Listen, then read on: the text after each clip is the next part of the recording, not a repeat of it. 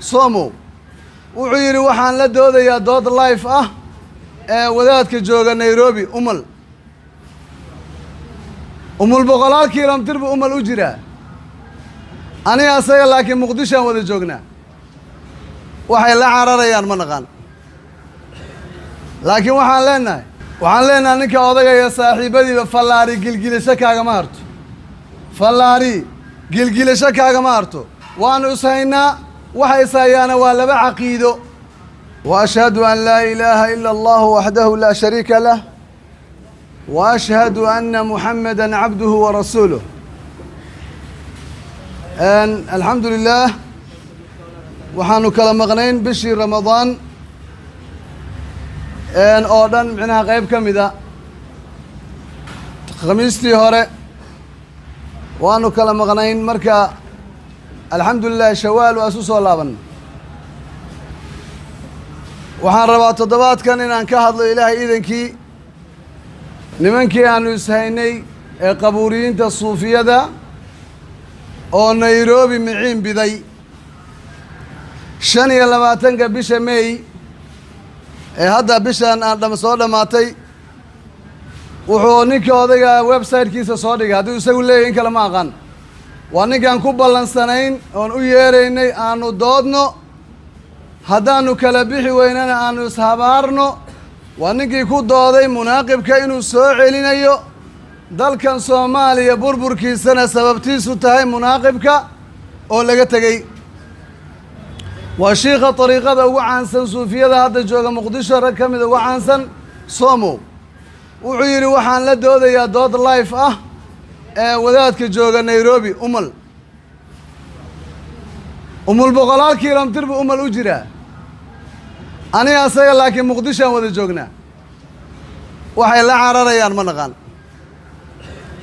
laakiin waxaan leenahay waxaan isku haysanaa munaaqibka iyo kitaabada kale oo rumaysantiin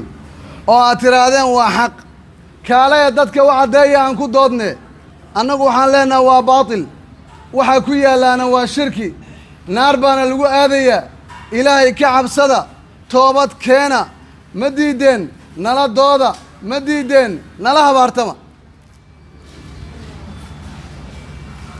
waxaan leenahay ninka odagaya saaxiibadiiba fallaari gilgilisho kaagama harto fallaari gilgilisho kaagama harto waanu ishaynaa waxay saayana waa laba caqiido adigu magaca rabtaba noogu yar ama wahaabiyana dhaha ama khawaarij dheh ama waxaad tiraahdaa magacyo kale oo fara badan oo dadka ku bidca dheh laakiin annagu waxaan leenahay dadka ahlu shirkiga ah ee ilaahay khayrka u yeerta ama suufiyaha isku magacaabaan ama tariiqaha isku magacaabaan qaadiriyaha la dhaho ama axmediyaha la dhaho ama saalixiyaha la dhaho samaaniyaha la dhaho ama tijaaniya ama dasuuqiyaha la dhaho naqshabandiyaha la dhaho ama zahruudiyaha la dhaho ama maaturiidiyaha la dhaho marba hadduu rumaysan yahay ilaahay in awliye loogu dhowaado makhluuq wax loo gowraco awliye allaahi adeeg lagu dhaqmayo waxaan leenahay waa shirki diintii nebi maxamedna ma ahan sala allahu calayhi wasalam dadka baatila ku dilina dadka naara u kaxaynina soo culmo ma sheeganaysaan bannaanka imaada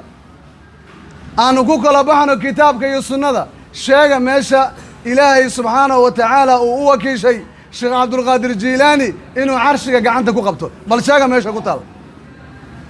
sheega meesha alla uu ku oggolaaday in jiilaani uu geliyo jannada firdowsa qofkii uu rabo sida nebiyullaahi idriis maxay la munaaqibka ku taallaa wa kuntu maca idriisa lama irtaqa alculaa wa aqcadtuhu alfirdowsa axsana jannati waxay ku taallaa munaaqibka yacni waxaan ahaa la joogay idriis markii kor loo qaaday nebi idriis xataa nebi nuux waa ka horreeyey bal nimayow dadka caaqiliinta ah oo arrintaa fiiriya bakal ka fikira waxa kaala dhexeeya qofkaan hadlaya waa gaar waa laga yaabaa qaarkiin inaan isku dhacsannahay oo isleedihin dad muslimiinu wax u dhimaya laakiin horta xagga dhige waxaan sheegaya munaaqibka ka soo fiiri kadib markaad soo fiiriso ilaahay diinkiisa u bandhig markaad u bandhigto ma xaq baa mise waa baatil waxaan sheegayo markaad tallaabo qaad oo icolaadi oo waxaa rabtaba samee laakiin ka waran haddaan janno dadka ugu yeerayno iyo xaq iyo tawxiid iyo waddadii nebi maxamed ninkan aad difaacayso dartii u caraysantaana jahannamo ummadda u wado bal ka warrama arrinta akhyaare ninka yidhi nebi idriis baan waxaa yidhi jiilaani idriis markii la xambaarayay baan la joogay jannada firdowso tayda ugu fiican jannooyinkayga ayaan dejiyey munaaqibkee ku taallaa munaaqibka waa baatil ha dhahan ma dhihina waxay leeyihin waa ka barakaysanaa kitaabkeenni waay haddii kitaabkiinni yaa munaaqib ka warrama kitaabka kale ee la yidhaahdo tafriixu lkhaatir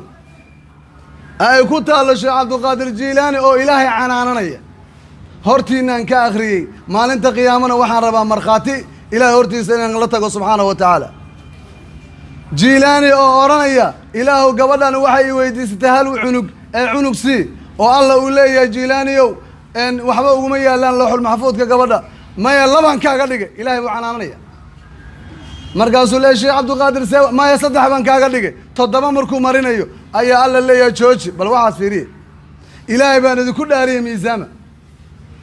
ukaadi marka sheekhu wuxuu leeyahay jiilaani ukaadi yaa gawthul acdam 7 siinaynaa waaya hanagu badinine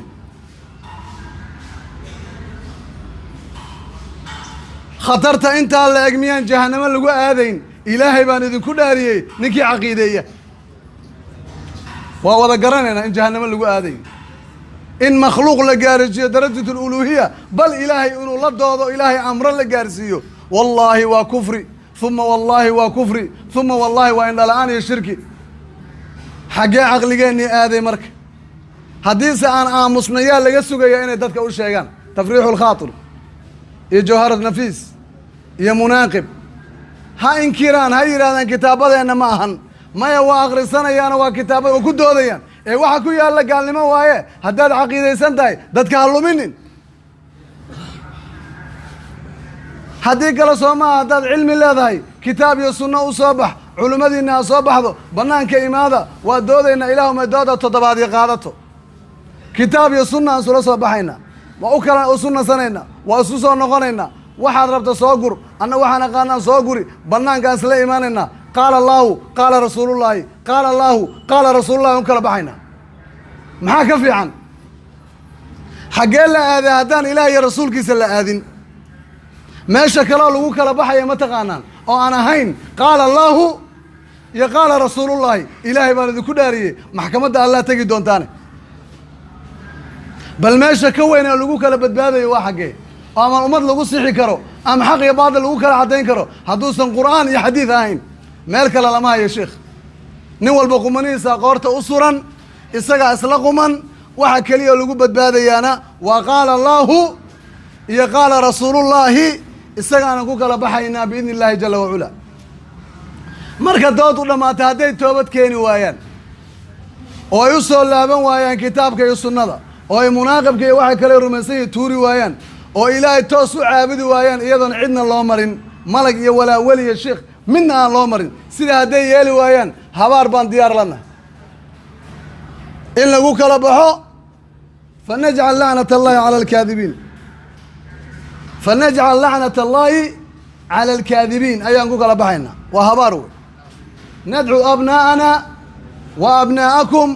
wa nisaa'ana wa nisaa'akum wa anfusana wa anfusakum huma nabtahil fanajcal lacnat allaahi cala alkaadibiin ilaahay lacnadiisa ha ku dhacdo beenaalayaashaan ku kala baxayna soo diin ilaahay maaha taasaa annagu diyaar la nahay kitaab iyo sunnaan ku kala baxaynaa waxba culimo nairobi jooga ayaan loo cararin waa is hor taagannahay waxaan ku kala baxaynaa allah baa yidhi nebigaa yidhi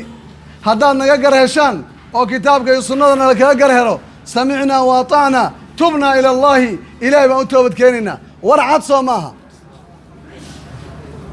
haddaanu idinka gar helno waaba idinka gar helaynaaye maxaa tala ah inaad toobad keentaan wax kale ma yaallaan akhyaare nimanka odayaasha suufiyada ee qabuuraha ku googo'ay ee awliyada inay u yeertaan mabdac ka dhigtay ee ku mintiday dhaqankoodaas ee difaacanaya waxaan leenahay ilaahay ka boqoo toobad keena ka hari mayno inaan tawxiid dadka ugu yeerayno